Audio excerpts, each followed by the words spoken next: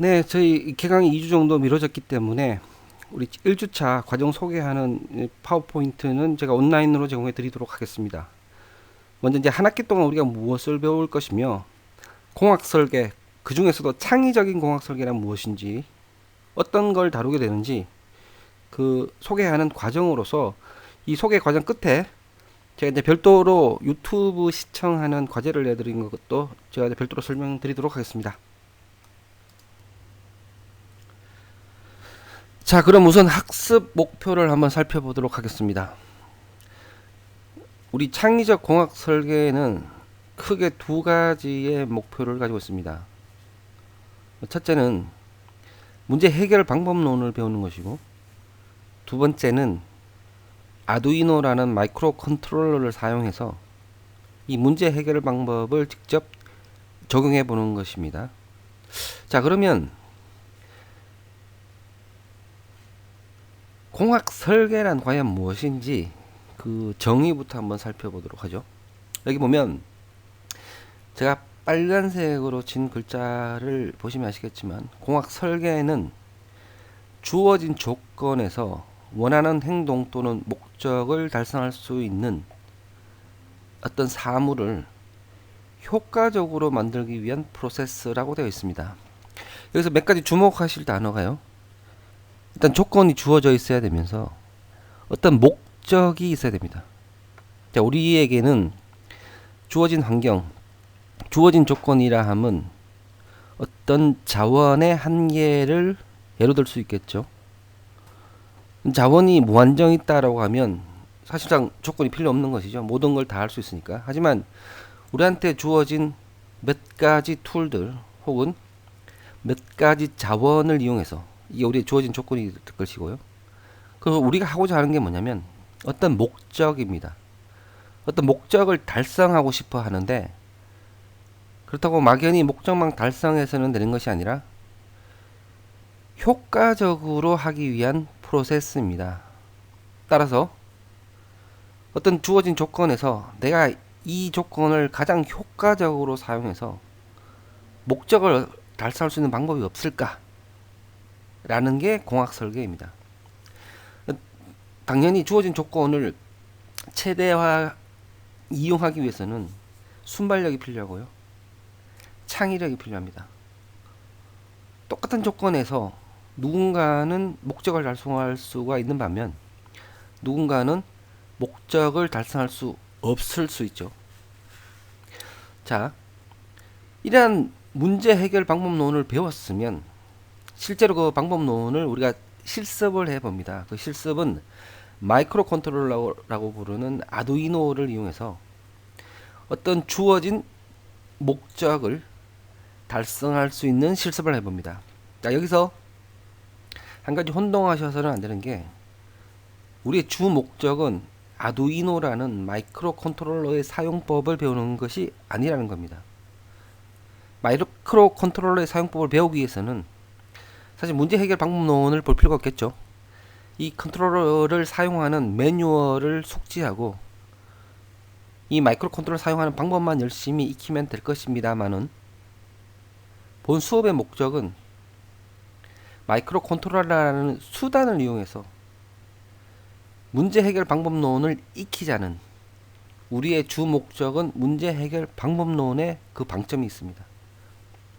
따라서 아두이노의 여러 버전 중에 우리는 우노라는 칩을 사용할 것이며, 마이크로 컨트롤러 자체에 관심이 있는 학생은 라즈베리 파이나 다른 여러 마이크로 컨트롤러를 이용해서 학습을 진행할 수가 있습니다. 다시 한번 말하지만 본 수업의 목적은 마이크로 컨트롤러 사용법을 단순히 익히자는 것이 아니라 공학 설계라는 걸 배움으로써 창의적으로 문제를 해결하는 방법론을 익히는 것이고, 이 방법론을 실습해 보는 수단으로서 아두이노라는 마이크로 컨트롤러를 사용한다는 점, 이 점은 학기가 끝날 때까지 모두 기억해 주시기 바랍니다.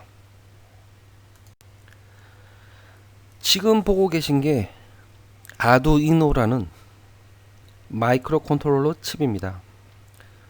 우리가 흔히 마이크로 컨트롤러라고 할 때는 연산장치를 하는 CPU를 비롯한 주변의 저장장치 이런 것들을 하나의 보드로 만들어 놓은 특화된 목적의 보드를 마이크로 컨트롤러라고 부르고요. 이 아두이노를 사용하면 프로그래밍 언어를 이용해서 우리가 원하는 대로 마이크로 컨트롤러에게 명령을 내릴 수 있습니다. 아주 다양한 형태의 여러가지 응용이 가능한데, 우리가 먼저 공학 설계라는 방법론을 배운 다음에 이 아두이노 우노 칩을 이용하여 실제로 여러가지 실습을 수행할 것입니다.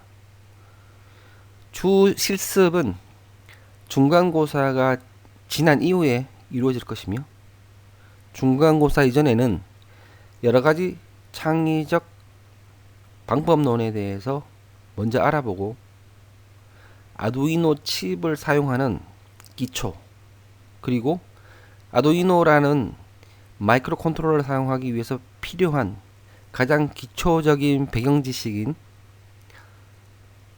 전류와 전압, 그리고 저항, 그리고 이 아두이노 마이크로 컨트롤러를 통제 제어하기 위한 프로그래밍 언어를 어떻게 이용하는지 그 기본적인 부분을 다루게 될 것입니다. 이 마이크로 컨트롤러가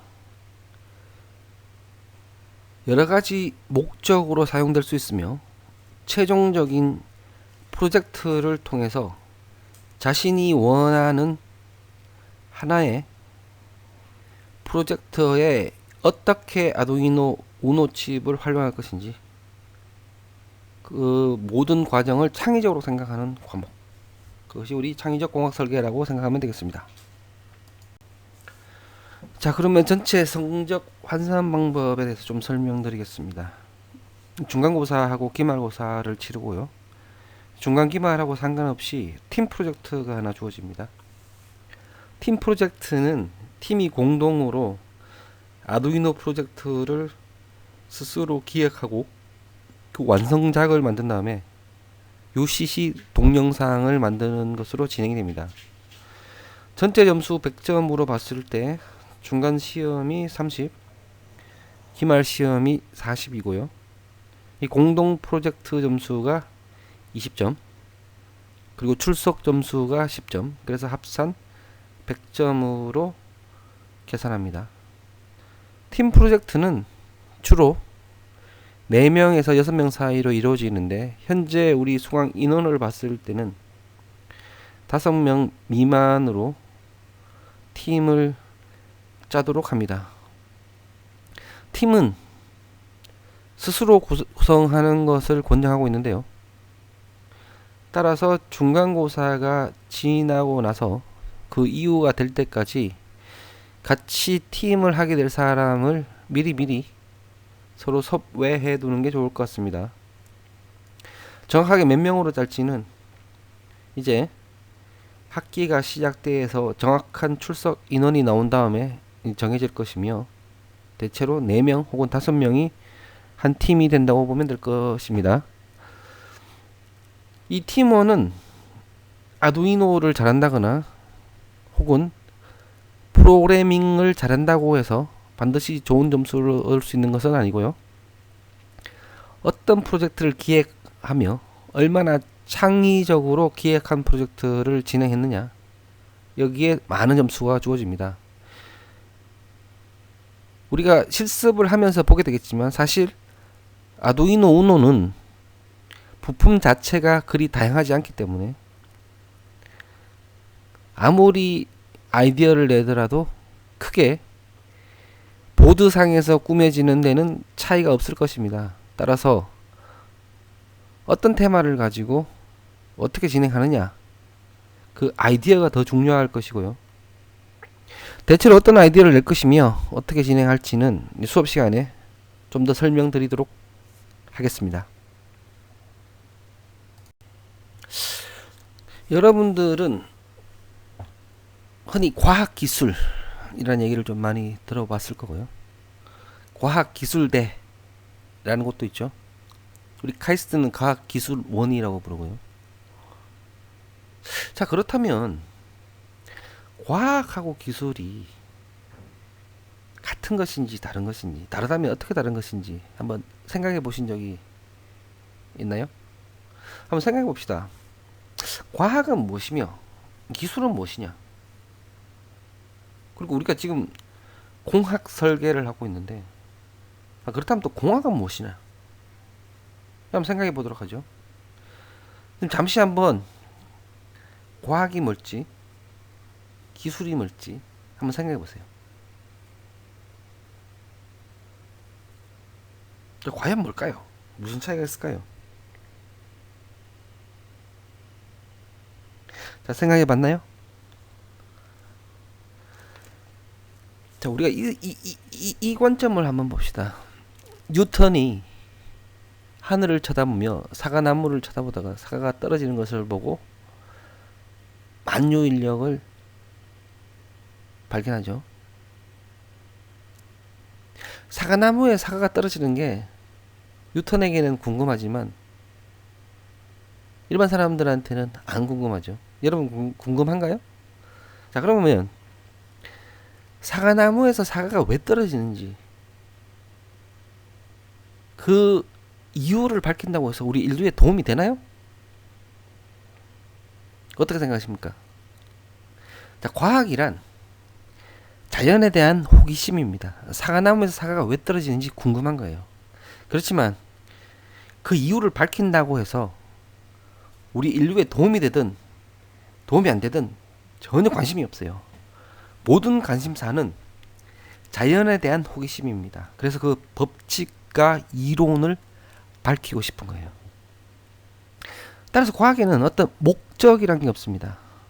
우리 처음에 공학 설계의 정의를 볼 때 한정된 자원과 목적에 대해서 얘기했던 걸 기억하시나요?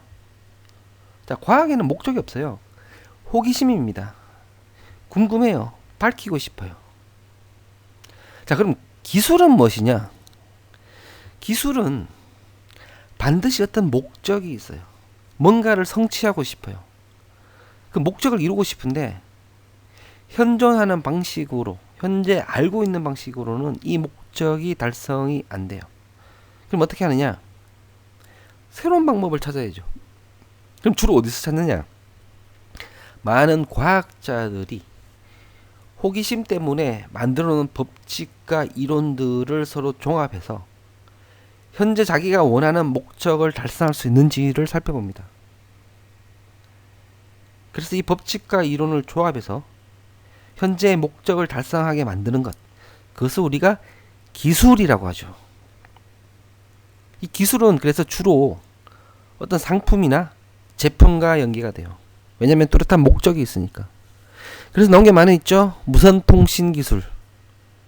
우리가 선이 없어도 서로 연결하고 싶은 이 무선통신 기술은 흔히 우리가 들어왔던 전자기파라는 물리 법칙을 이용해서 우리가 원하는 목적, 선이 없이도 서로 통신을 할 수 있는 제품을 만든 하나의 기술인 거죠.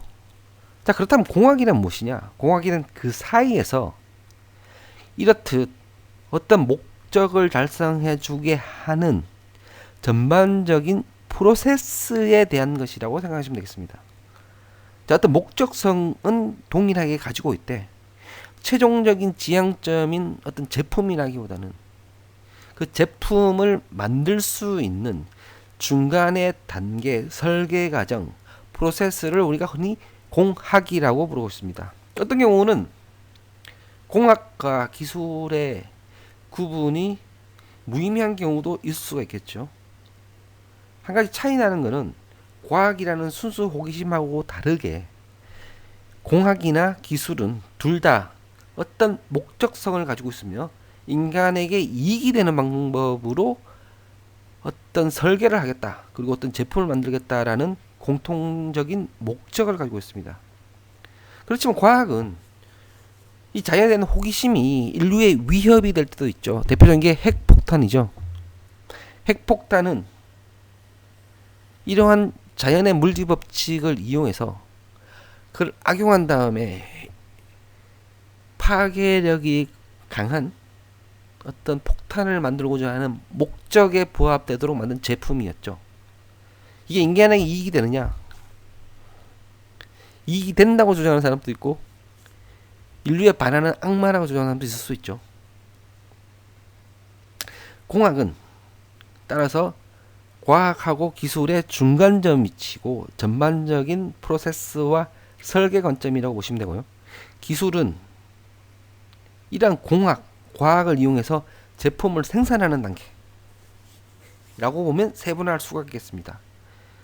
전반적으로 공학과 기술을 반드시 구분해야 되느냐 라는 측면에서 보면 설계도의 측면이 공학이고 그 설계도 면에서 여러가지 다양한 제품군을 만드는 것이 기술이다 라고 정리해 볼 수도 있겠습니다. 그래서 공학을 이렇게 정의하기도 하죠. 결국 일단 과학자들이 어떤 호기심 때문에 발견하고 이해하게 된 자연 원리를 인간을 위해서 응용하는 학문이다. 자, 이제 공학이라는 학문과 과학은 완전히 구분되셨을 겁니다. 그죠? 과학이 존재를 하고 그 발견을 활용해서 인간을 위해서 응용하는 학문. 이 공학이죠. 이걸 살짝 다르게 말하면 어떤 천년자원을 인간에게 이익이 되도록 최적으로 바꾸기 위해 과학을 응용하는 학문이다. 자, 여기서 또 천년자원을 최적으로 바꾼다 해서 두 가지를 알 수가 있죠. 일단 천년자원이라는 건 한정돼 있고요. 그냥 바꾸는 게 아니라 최적으로 바꾼다는 얘기가 나옵니다. 따라서 공학에는 반드시 효율적인 목적이 들어가야 된다는 거죠. 똑같은 걸 성취했더라도 아주 비합리적이고 아주 낭비 요소적인 방식으로 했다면 사실 공학적 요소가 떨어진다고 볼 수가 있겠습니다. 반드시 목적 달성이라기보다는 최적화한 목적 달성, 우리가 앞서 본 효율적 방법이라는 또 다른 표현이 되겠죠. 그래서 이 공학이라는 단어는 엔진과 인지니어스란 두 개가 합쳐져서 무엇인가를 없던 거를 창조한다 라는 의미로 볼 수 있습니다. 따라서 우리가 이 시간에 창의적 공학 설계를 한다는 얘기는 공학을 하는 것이죠. 우리는 과학을 하는 게 아니죠. 따라서 여러분이 하는 프로젝트의 목적성이 분명히 됩니다. 우리 기말 프로젝트의 중요한 점은 목적성이 뚜렷해야 된다는 거죠. 왜냐하면 과학이 아니기 때문에. 그 목적성을 어떻게 이루어야 되느냐 하면 최적으로 이루셔야 됩니다. 따라서 그 프로젝트를 달성하기 위해서 최적화된 상태로 천년자원을 최적하게 이용했느냐라는 거죠. 자, 여기서 우리가 창의적이란 말이 들어갔기 때문에 일반적인 방식이 아닌 뭔가 새로운, 우리가 아직 창의란 무엇이냐, 이 창의란 게 어떤 의미를 가졌는지에서는 아직 다뤄보지 않았고요. 따라서 창의란 게 뭔지를 알아야 창의적 공학 설계를 할 수가 있겠죠. 창의적으로 공학을 이용해서 설계하는 과정, 이게 이 전체 과목이라고 생각하시면 되겠습니다. 다시 말하지만 제가 3번 4번 강조하지만 우리는 아두이노 프로젝트를 하고 아두이노 사용법을 하기 위해서 이 시간을 할애하고 있는 게 아닙니다. 우리가 성취하려고 하는 여러 가지 목적을 이루게 해주는 다양한 요소들이 존재를 할 수 있을 것이고, 그 요소들의 한 가지 시범적인 예제를 위해서 아두이노를 수단으로 이용하는 것 뿐이란 거. 따라서 여러분들은 여러 가지 메서덜러지를 통해서 어떻게 하면 좀 더 창의적으로 사고하고, 어떻게 하면 좀 더 창의적으로 목적을 할 수 있을지 라는 방법론을 배우는 것이 더 중요하다 라는 점에 주목했으면 좋겠습니다. 자, 그러면 이제 공학적 사고에 대해서 한번 생각해 봅시다. 자, 여러분들은 흔히 이제 우리가 하는 말로 문과적인 사고 혹은 이과적인 사고, 이게 타고난다고 생각하시나요? 아니면 길러진다고 생각하시나요? 그 전에 정말로 이과적인 사고가 존재를 하고 문과적인 사고가 존재를 할까요? 우리 뇌 구조가 과연 어떻게 됐을까에 대한 좀 더 정확하고 학문 관점에서의 정답은 우리가 다음 시간에 다시 알아볼 것이고요. 자, 그걸 떠나서 우리 뇌가 실제로 이과적인 사고에 맞고 혹은 문과적인 사고에 맞게 돼 있는지는 모르겠지만 사고 자체를 다르게 할 수는 있겠죠. 예를 들면 숲을 먼저 볼 수도 있지만 나무를 먼저 볼 수도 있죠. 이때는 방법론을 다르게 한 거죠. 따라서 우리가 실질적으로 이과에 맞는 사람, 문과에 맞는 사람, 그래서 실제로 많은 사람들이 심리 테스트나 아니면 그런 뇌 구조 테스트를 하기도 하죠. MBTI라고도 많이 들어봤을 텐데 이게 과연 맞는 건지 그 유용성이 있는지는 이제 차치하고 그냥 기법상, 사고상 어떤 방법론에 의해서 공학적 사고를 할 수 있는 것들, 이게 무엇이 있을까? 에 대해서 우리가 엿볼 수 있는 게 바로 시스템적 사고란 겁니다. 여기 그림에 있는 구두 마드 하반이라는 사람이 책에서 이제 제안한 방법이죠. Thinking in Systems는 시스템적으로 사고를 하면 공학적 사고가 된다는 얘기가 됩니다. 자, 그럼 공학적 사고가 뭐냐? 흔히 우리가 이제 속된 말로 많이 뭐라고들 얘기하는가 하면 공돌이 마인드, 공돌이 마인드, 공돌이 마인드를 가져라. 어떻게 보면 우리가 지금 창의적 공학 설계를 할 때에 이거를 그냥 가장 쉽게 설명할 수 있는 거는 공돌이 마인드를 가져라, 공돌이 사고를 해라. 그럼 어떻게 하면 공돌이 사고를 할 수 있을까를 가리키는 걸로 볼 수도 있어요. 공돌이적 사고를 해야 우리가 원하는 목적을, 우리가 공학적 목적을 더 성취할 수가 있고, 따라서 이번 학기는 아예 한 학기 동안 이 공돌이적 사고라는 방식을 가르치는 거다, 이렇게 볼 수도 있겠죠. 자, 시스템적으로 사고하라는 것을 아까 제가 비유상으로 따지면 작은 모듈로 나누어서 생각하고 혹은 또 그 모듈을 조합하면 원래 시스템이 재구성될 수 있는지를 사고해보라는 의미가 되고요. 비유컨대 숲을 보는 게 아니라 나무를 보자는 거죠. 큰 전반적이고 전체적인 영향이 아닌 개별 파트들이 어떤 역할을 하는지를 봐서 그 디테일에 집중하라 라는 식으로 이해를 하면 되겠습니다. 자, 그럼 이런 공학적 사고가 과연 우리한테 어떤 도움이 되는지, 그래서 어떤 사고적으로 하는지 우리가 이제 계속 좀 살펴보게 되겠죠. 그게 우리가 이번 학기 동안에서 계속 해야 될 일들 중에 하나로 볼 수가 있습니다. 그렇다면 우리 공학적 사고를 하기 위한 이 구체적인 세 가지 요소를 따로 좀 개별적으로 한번 생각해 봅시다. 앞전에 우리가 다시 한번 이 공학 설계에 들어간 이 키워드를 한번 생각해 보면 일단 한정된 자원이 있었고요, 그죠? 우리가 원하는 목표가 있었어요. 근데 목표를 그냥 성취하는 게 아니라 효율적으로 성취를 했었죠. 자, 이 세 가지 배경을 생각하면서 그럼 이 공학적 한정된 자원 가지고 효율적으로 원하는 목표를 달성하기 위해서는 어떤 식으로 사고를 해야 되는지 라고 한번 생각해 봅시다. 첫째, 우선 눈에 보이는 것 이외에 다른 거를 보도록 하자. 결국 이제 여기 우리 빙산의 일각의 예를 보였는데 눈에 보이는 거는 이 빙산의 윗부분이지만 사실 그 아래에 드러나지 않은 부분을 고려하지 않으면 이 전체 역학을 우리가 고려할 수가 없는 거죠. 따라서 동일한 물체를 보더라도 다른 시각을 가지기 위해서 항상 그 내재된 우리가 보지 못하는 무엇인가를 보는 능력, 그래서 그 구조를 찾아내는 능력, 뭐 이런 것들이 발달해야 공학적 사고를 잘 할 수 있다 라고 볼 수 있는 거고요. 두 번째가 이제 아까 말한 그 키워드 중에 이제 한정된 자원이죠.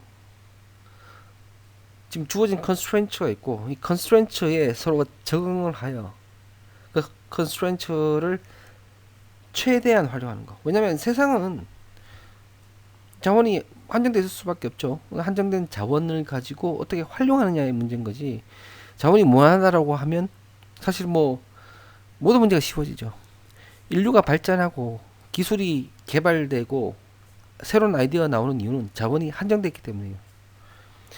솔직히 여러분이 예를 들면 점심 때 뭘 먹을지, 저녁 때 뭐 먹을지 할 때 제일 먼저 생각하는 게 예산이죠. 돈이 무한정이라고 생각해 보세요. 그럼 사실 할 수 있는 폭이 엄청 늘어나지만 돈이 예를 들어서 저녁 먹을 예산이 3,000원밖에 없다. 그럼 이제 폭이 별로 없죠. 편의점 가든지 라면 먹든지. 그렇지만 저녁에 먹을 수 있는 예산이 100만 원이다. 그럼 엄청나게 많은 폭이 늘어지죠. 어쨌든 예산이 얼마인지 자원이 얼마인지는 모르지만 주어진 자원을 정확하게 파악하면 그 컨스트레인트 하에서도 뭔가를 설계할 수 있는 능력. 이 두 번째 요소인 거고요. 세 번째는 세상에 공짜가 없다. 라는 거죠. 하나를 얻으면 다른 하나를 잃게 되죠. 그 세상에 여러 가지 선택지에서 모든 거를 선택할 수는 없어요. 이 트레이드오프 요소가 뭔지를 정확하게 파악하고 있으면 서로 장단점을 비교할 수가 있겠죠. 그래서 정확한 판단, 뭘 해야 될지 판단이 설 수 있을 거고, 이 트레이드오프에 대한 이해가 떨어지면 정확한 판단을 할 수가 없는 상태가 이제 이루어지게 되죠. 점점점 여러분들이 삶을 살아가면서 세상은 정말 많은 트레이드오프로 이루어져 있다라는 걸 알게 될 것이고, 그 중에서 여러 가지 측면을 고려했을 때 뭐가 더 나은지 장단점을 항상 비교해야 된다 라는 이 측면을 항상 생각한다면 좀 더 공학적으로 더 접근한 사고가 될 수 있다 라고 할 수 있겠습니다. 자, 그럼 결국 이제 다 종합해 봅시다. 다 종합하면 공학 설계라는 것은 결국 필요한 것을 만들기 위해서 어떤 시스템, 어떤 요소, 어떤 프로세스를 구하는 과정으로 얘기할 수 있고, 이를 위해서 기초과학, 수학, 공학 모든 걸 적용해서 자원을 목표에 부합하도록 가공하는 의사결정 과정이다 라고 할 수 있겠습니다. 결국 이제 공학 설계 과정은 그 이면의 형태를 놓고 봤을 때는 과학과 기술 사이에서 어떤 프로세스를 만드는 과정이었고요, 그죠? 여러 가지 트레이드오프 중에서 가장 목표에 부합하는, 그래서 그걸 어떻게 강화할지 하는 의사결정 과정으로 볼 수가 있겠죠. 자, 그러면 공학 설계란 무엇이냐 라고 하면 여러분 어떻게 대답해야 되는가 하면 의사결정 과정인데, 뭘 하는 의사결정 과정인가 하면 자원을 목표에 부합하도록, 목표를 이루도록, 그죠? 가공하는 의사결정 과정이다. 근데 이걸 하기 위해서 뭘 사용하느냐? 기초과학, 수학, 공학을 이용한 거다. 뭐 이렇게 볼 수가 있겠습니다. 결국 우리가 한 학기 동안에 이 공학 설계를 함으로써 일단 목표가 있어야 되고요, 그죠? 그럼 원하는 목표를 해결하기 위한 과정으로 볼 수가 있겠습니다. 자, 목표는 왜 생길까요? 지금 부족한 게 하나도 없고 아쉬운 게 하나도 없고 모든 게 만족되는 상태면 사실 목표라는 게 별로 없죠. 목표는 항상 언제 생기는가 하면 뭔가 부족한 게 있어요. 이를 채워야 됩니다. 그 채울 수 있는 효율적인 방식, 혹은 뭔가를 하고 싶으되 할 수 있는 방법이 없을 때, 제가 앞에서 잠깐 얘기했지만 그럴 때 우리는 항상 공학과 기술을 필요로 하게 됩니다. 자, 뭐 예를 들면 여러분이 도서관에 갈 때 도서관에 빈자리가 있는지, 빈자리가 어디 있는지, 지금은 비었지만 언제쯤 지금은 자리가 찼지만 언제쯤 자리가 빌지, 혹은 여러분이 버스를 탔는데 빈자리가 없어요. 근데 이게 잘못 쓰면 자기 주변에는 계속 장거리 가시는 분이고 빈자리 자꾸 딴 데 날 수도 있죠. 답답하죠. 자동으로 할 수 있는 방법 없을까? 이런 간단한 아이디어에서 뭔가 또 도출될 수가 있어요. 저번 학기에 마지막 프로젝트에 이제 그런 아이디어를 낸 조가 있었죠. 어떻게 하면 저 사람이 언제 내릴지 알 수 없을까? 이제 그 조에서 낸 아이디어는 이제 물론 이제 스스로의 양심에 맡기는 거지만 모든 좌석에 자기가 내릴 정류장을 미리 코딩을 해두는 거죠. 그래서 내릴 때가 되면 미리 불빛이 와서 먼저 탄 사람은 그 불빛이 내리는 불빛 속에 서자 뭐 이런 거였는데 취지는 되게 괜찮은 것 같아요. 실제로 적용하느냐 안 하느냐는 그건 비용 대비 뭐 버스 회사가 결정하는 거지만 어쨌든 주변에 있어서 아주 작은 요소라도 뭔가 해결할 수 있을까? 라고 생각해 볼 수가 있고 어쨌든 그 조의 아이디어가 결국 일상생활에 적용될지 안 될지는 완전히 또 다른 문제죠. 어쨌지만 괜찮은 아이디어고 재밌는 아이디어죠. 여러분도 되게 편하지 않을까요? 예를 들면 지금 뭐 LED 불빛이 있어서 빨간색 불빛이 들어온 데는 장거리, 초록색 불빛은 새 정거장 뭐 이내에서 내리는 분들이다 하면 여러분이 탔을 때 버스에 어디에 설 거냐 하면 초록색 불이 켜져 있는 분 앞에 서 있으면 먼저 탄 사람이 버스에 먼저 탄 사람이 먼저 앉을 수 있는 권리가 주어지는데 지금 그렇지 않으니까 그죠. 뭐 어쨌든 이런 재미있는 아이디어를 가지고 나중에 프로젝트에도 적용해 볼 수 있을 거고 그걸 한 학기 동안 해보는 과목이다. 뭐 이렇게 생각하면 되겠습니다. 자, 그러면 이제 여러분들이 얼마나 창의적으로 사고할 수 있는지 아주 재밌는 문제를 하나 이제 서로 생각해 봅시다. 여기 이제 그림에 보면 파리 한 마리가 있고요, 그죠? 양쪽에 이제 기차가 있습니다. 이 문제는 이제 두 가지 측면에서 되게 이제 재미있게 알려진 이제 문제인데 하나는 폰 노이만이라는 사람이 이 문제를 풀 때 이제 썼던 방식 때문이고 또 하나는 이 창의적으로 달리 보면 아주 어려운 문제도 쉬워진다라는 건 두 가지를 다 이제 얘기해주는 이제 문제입니다. 폰 노이만은 이제 1930년에 태어난 헝가리의 이제 천재 수학자죠. 나중에 이제 미국에서 살았지만 이 폰 노이만에 대해서는 우리 나중에 이제 따로 알아볼 시간이 있으니까 우선은 이제 이 문제에만 좀 집중해 봅시다. 자, 이 파리는 시속 75km로 날 수가 있다고 가정을 하고요. 물론 이제 그렇게 빨리 나는 파리가 있는지는 모르겠지만 어쨌든 날 수 있다고 가정하고 기차들은 각각 시속 50km로 반대 방향으로 정면 충돌하러 달리고 있습니다. 서로 떨어진 거리는 200km예요. 따라서 이 두 기차가 서로를 쳐다보면서 직선으로 달리고 있기 때문에 언젠가는 둘이 부닥치게 될 겁니다. 자, 이제 우리의 파리는 제일 먼저 왼쪽으로 출발해서 일직선으로 날다가 이 기차하고 부딪히기 직전에 바로 방향을 틀어서 다시 오른쪽으로 갑니다. 가다 보면 다시 오른쪽에서 오고 있는 기차하고 부닥치게 될 것이고요. 그럼 부닥치기 직전에 다시 방향을 틀어서 왼쪽으로 갑니다. 따라서 왼쪽 오른쪽을 계속 하다 보면 언젠가는 두 기차가 부닥치게 될 것이고 결국 이 불쌍한 파리는 사망하게 되겠죠. 자, 이제 문제는 뭐냐? 여기서 이 퀴즈는 뭐냐? 그럼 이 두 기차가 부닥치기 전에 이 파리가 날아다니는 총 거리는 몇 킬로미터일까입니다. 자, 이때 가정이 하나 있어요. 원래 이제 파리가 시속 75로 날아다가 방향을 바꿔서 다시 날아가려면 실제적인 물리 법칙에서는 시속 75km가 점점 줄어서 시속 0km가 된 다음에 방향을 바꿔서 다시 시속 75km가 돼야 되지만 이제 문제를 위해서 편의상 파리는 방향을 바꾸지만 속도는 하나도 안 줄어든다. 바꿔 말해서 왼쪽으로 75로 날다가 부닥치기 직전에 다시 오른쪽으로 바꿀 때는 지체 없이 다시 오른쪽으로 시속 75km가 된다라고 가정을 해보죠. 어차피 뭐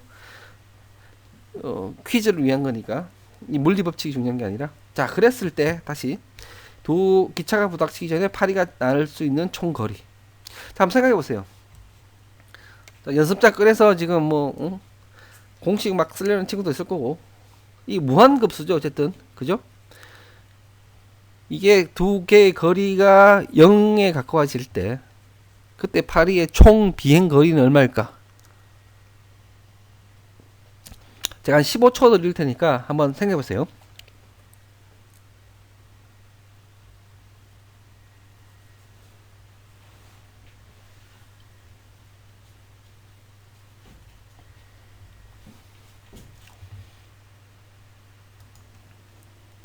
자, 생각해 봤나요?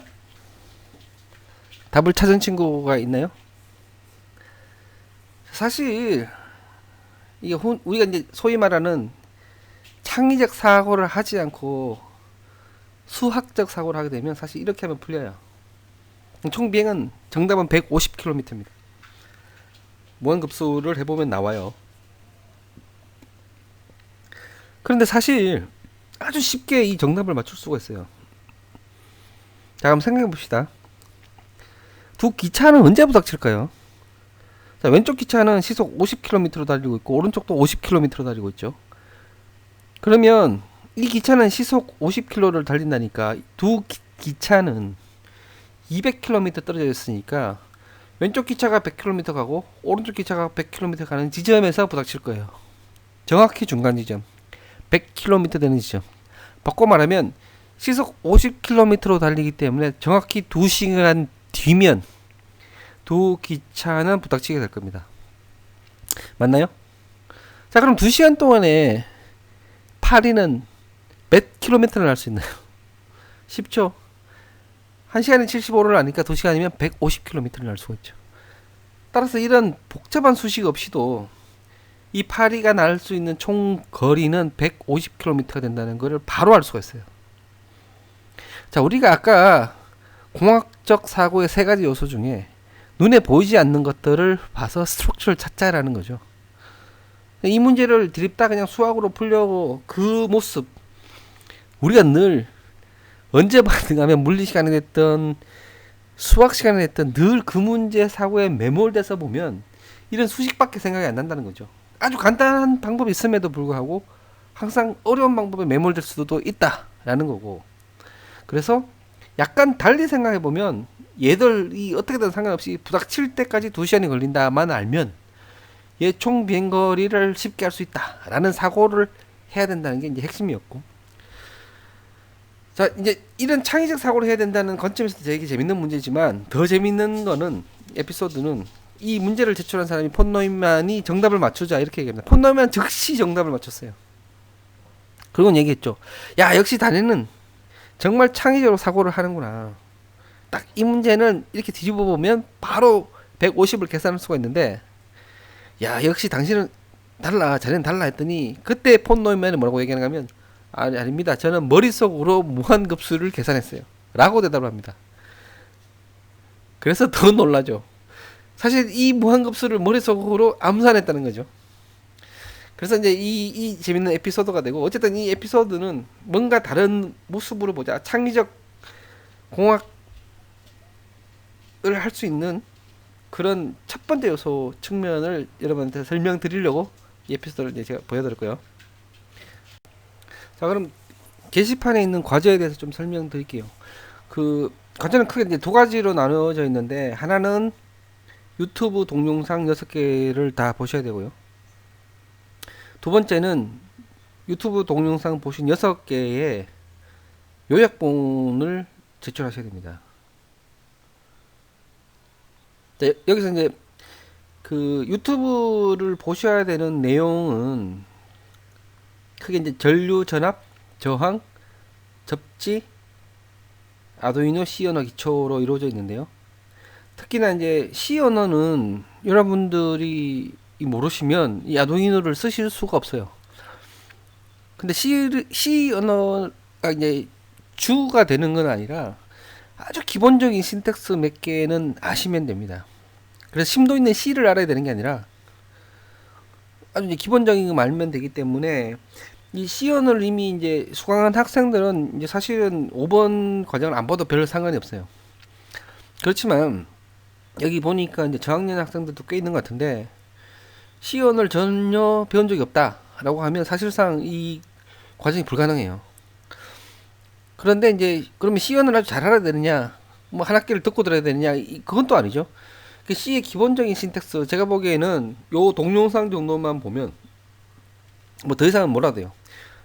전역 변수, 지역 변수가 무슨 뜻인지, 변수가 뭔지, 상수가 뭔지, 뭐 이런 몇 가지만 알면 어차피 이 신텍스야 뭐 거의 자연어에 가까우니까 되게 이제 뭐 쉽게 알 수가 있고, 따라서 이제 그 신텍스가 중요한 게 아니라 컨트롤하는 컨트롤 명령이 더 중요한 거라서 그렇게 어렵진 않습니다만은, 여하튼 C를 전혀 모른다든가 프로그래밍을 단 한 번도 해본 적이 없는 학생들은 반드시 5번을 위주로 잘 들으셔야 되고요. 또 이제 제가 이제 이거를 항상 강의하다 느끼는 거지만, 이 전류 전압에 대해서 너무 몰라요. 사실 중학교 과정인가요? 고등학교 과정인가요? 그 정도만 알면 사실 돼요. 근데 기본적으로 이 두 개를 모르면 이게 되게 좀 어렵습니다. 그래서 아주 기초적인 것만 알면 사실은 좀 이제 이게 많이 쉬워지고, 어쨌든 아두이노라는 마이크로 컨트롤러를 다뤄야 되기 때문에 기본적인 전자회로에 대한 지식은 갖추어야 되고요.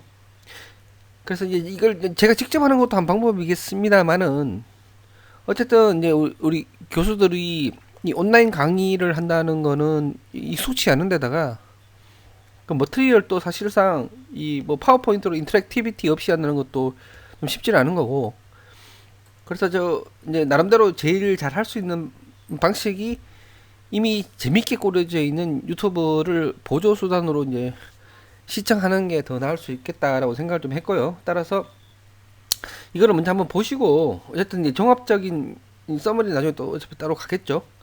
제일 먼저 전류가 뭔지를 보시고요.